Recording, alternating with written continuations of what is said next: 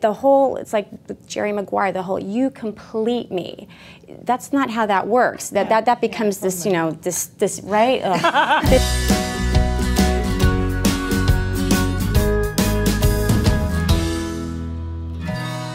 So for many people, getting through all of their baggage before they get into a new relationship is pretty unrealistic. Let's talk about the consequences that women bring to their new relationship, new marriages, if they don't attempt to finish old business.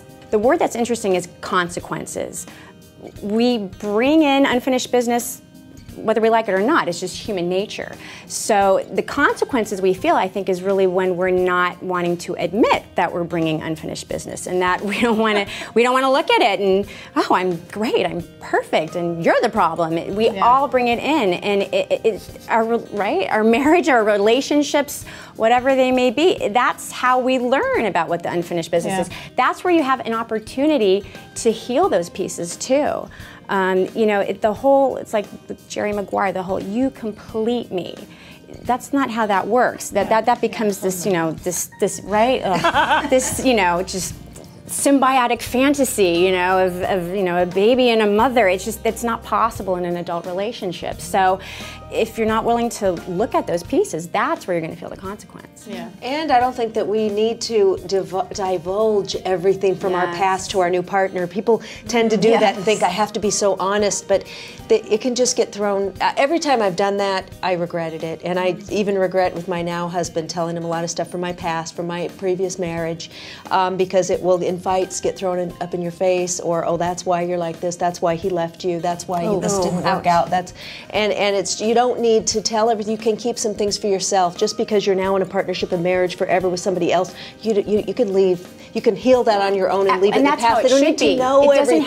They're just telling every, you know, it's like vomit of the diarrhea of the mouth. Just, let me tell you all my issues. And then they feel flooded. They feel flooded, and you feel like just you have nothing for you. But it's also an escape mechanism, right? To share everything. Yes. Because then you've taken the, like, oh, that's my responsibility. Now I've left it with you. Now you take care of it. You hand the burden to someone else who never deserved it anyway. Yeah, and they weren't interested. Saying, you take care of me. Here's my junk. Here's my shit. Fix it. Clean it up, you know? I don't want a mess, you know? Yeah. But you know, that's interesting when you said that thing about people bringing stuff up, because for me, that's really part of the journey, is to learn to let go of the hooks, right, of reacting. Because you made a choice, you did something. It's like we have to forgive ourselves, right? We have to forgive ourselves. Learn from it, move on. And what you wanted to learn. You don't need to pollute the other person with your junk. They have junk you probably don't want to know about. Well, they have stuff they need to learn also. But let's put it this way. If you do share something, right? You shared something.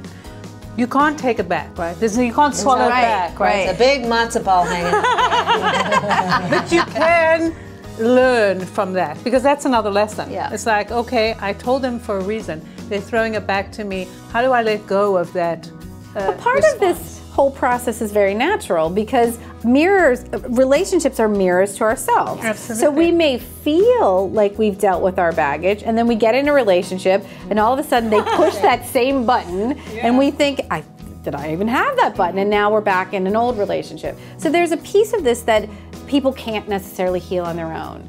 You know what I mean? That absolutely. So it's normal that your spouse or your partner brings up things inside of you. There are opportunities to grow. Absolutely. How do people navigate that? Well, you know, there's a lot of people I know who've been in couples therapy before they got married, which I advise for everybody, actually. And that's just my own opinion. And people say, oh my gosh, you're already in couples therapy? Oh, what's wrong with your relationship? No, it doesn't mean that there's crisis going on. It means that, oh, okay, here we are coming together. Let's look at how we can make this work to the best potential.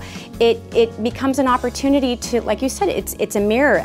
There's a really interesting therapy out there for couples called imago therapy that talks. It's all about you know, the unconscious pieces that, you know, why we pick our partner, and how they hold these pieces that we're still trying to heal, or pieces within ourselves that we push away. And there's always something we have to learn from about ourselves from any relationship in our life. So for the woman who's getting into a new marriage or a new relationship and she's starting to become aware that she's got some unfinished business, totally normal, right? We need to help her understand that this is just part of life. Yes. And then every relationship will bring her opportunities to grow. So ladies, don't beat yourself up. Recognize that you're okay. And if you need help, ask.